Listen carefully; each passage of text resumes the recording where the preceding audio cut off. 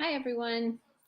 No better time than the present, isn't it? I always get really nervous before these live videos. I'm here today because Brooke asked me if I would do a live video on chromium and the benefits of chromium, because I know a lot of times when we're promoting the supplements to people who are inquiring, or even for our own general knowledge, chromium is a mineral that always is brought up a lot. People have some concern over it.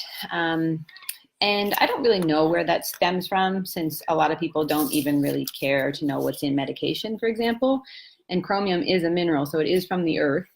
But a lot of people are more fearful than chromium than most pharmaceuticals, which is kind of scary. So I'm here today to hopefully help change that mind frame. So first and foremost, chromium is a mineral. The difference between minerals and vitamins are minerals are inorganic substance. So they're inorganic, meaning that when, say if we took our body right now and we burnt it, you'd be left with inorganic compounds. And chromium would be one of those compounds that would be left behind. Vitamins are organic compounds, meaning they're carbon atoms that are paired with like either hydrogen or nitrogen or some other element. But they are quite unstable, so they are affected by heat and acids and other things. So that's how vitamins and minerals differ.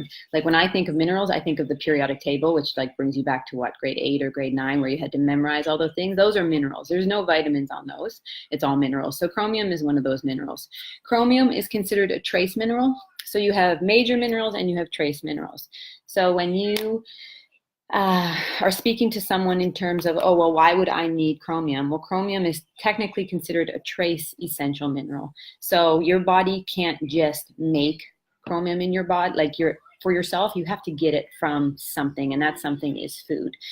It's called trace because you only need small amounts of it.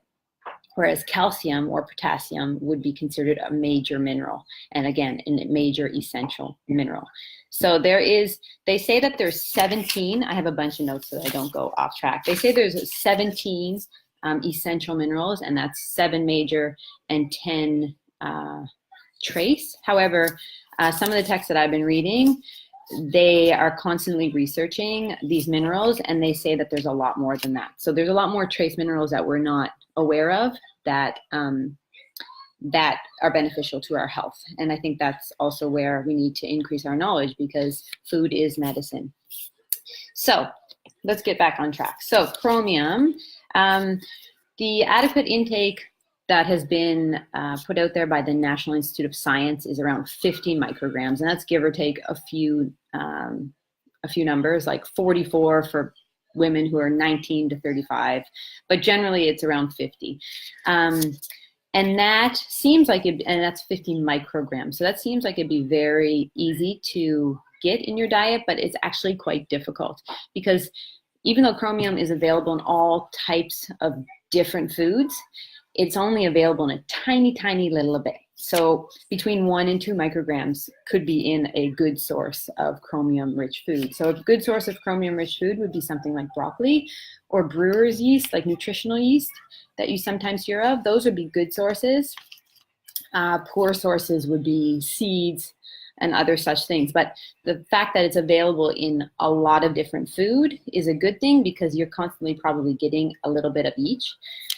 That's where we get into problems. So the way in which our food is grown, and I know this term or this sentence is thrown around a lot, our food is deficient in minerals and vitamins, but I don't know if most people actually understand exactly why it's deficient. So when you talk about food and you talk about farms, most of our farming practices are now like monocropping, meaning one farm has hundreds of acres and they do one food. So like a strawberry farm would be monocropping.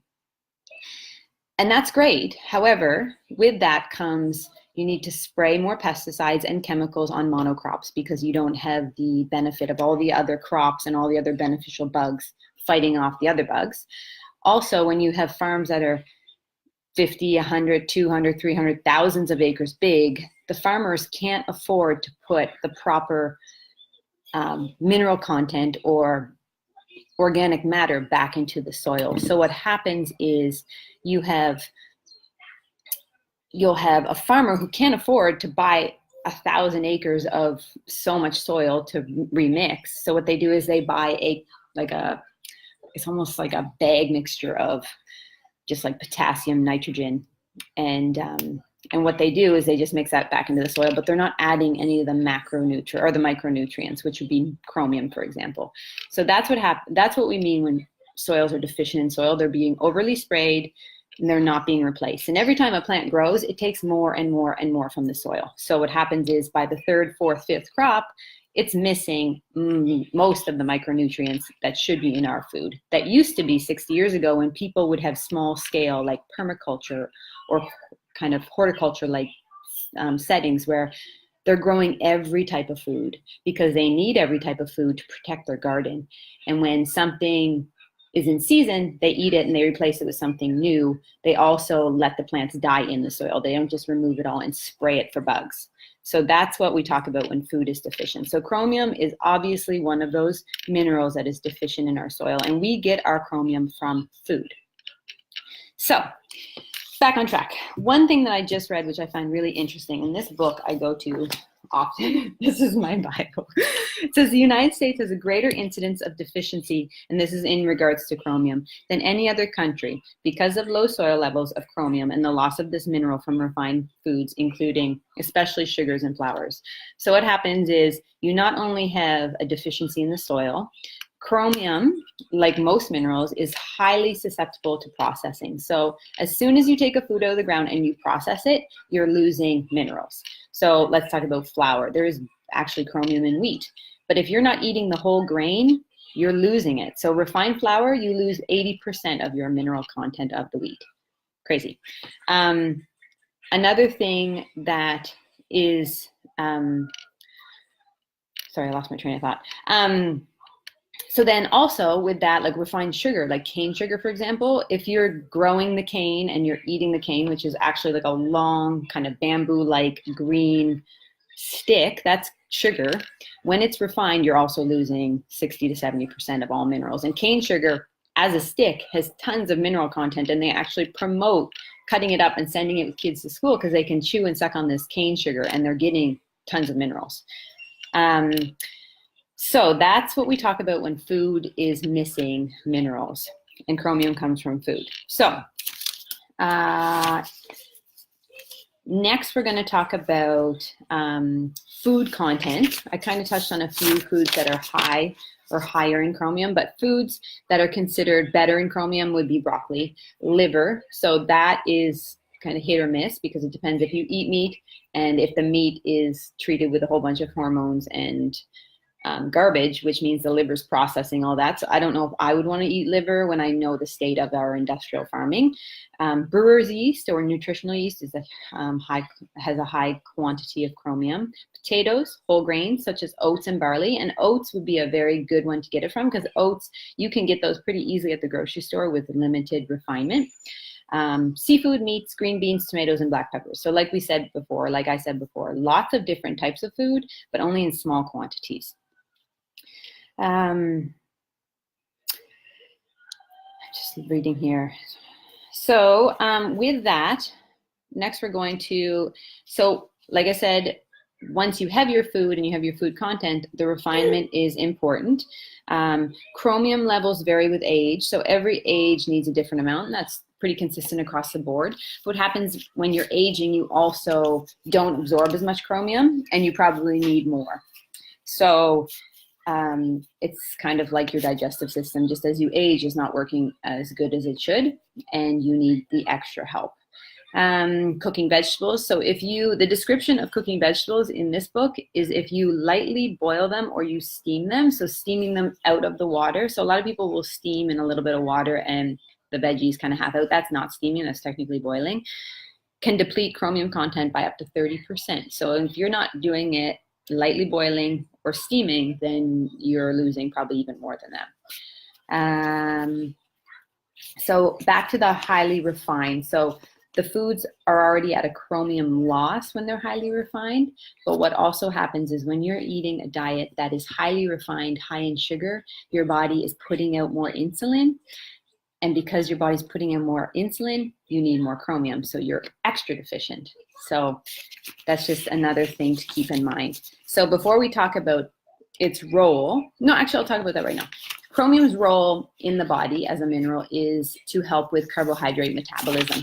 So it's part of the glucose tolerance factor. So with chromium, what it does is it helps to get sugar into the cells faster. So out of the bloodstream into the cells, which will help those highs and lows that you have when your blood sugars are all over the map. So because the majority of Americans are deficient, one study said that in the tissue of an American, there's about 6 milligrams of chromium, which I'm not sure how they did that, if that's like if the person died and they burnt it and they actually were able to measure trace elements, or if it was like a cadaver kind of thing. But they said that Asian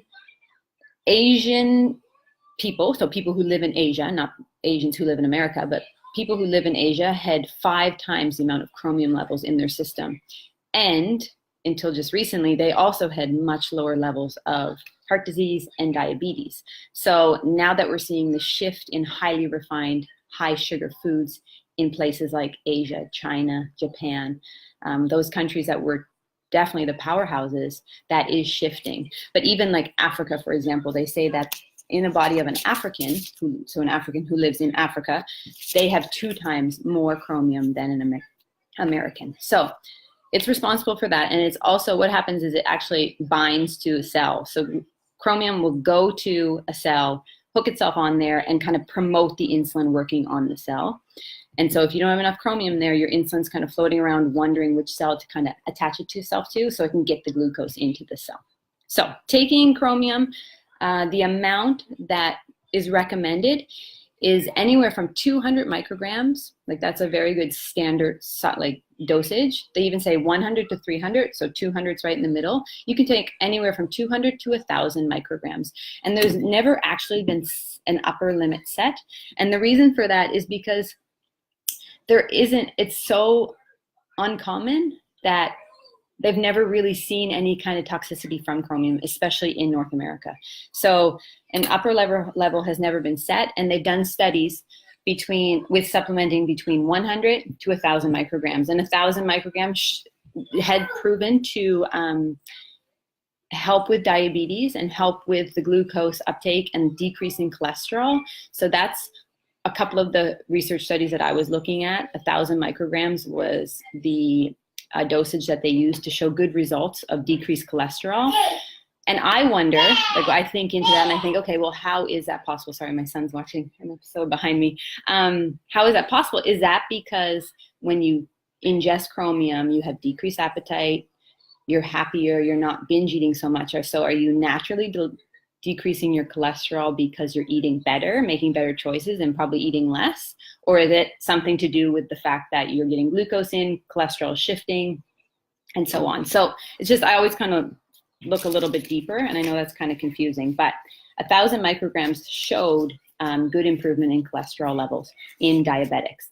So with 200 micrograms, you are improving your uptake of glucose. You are stabilizing your blood sugars better.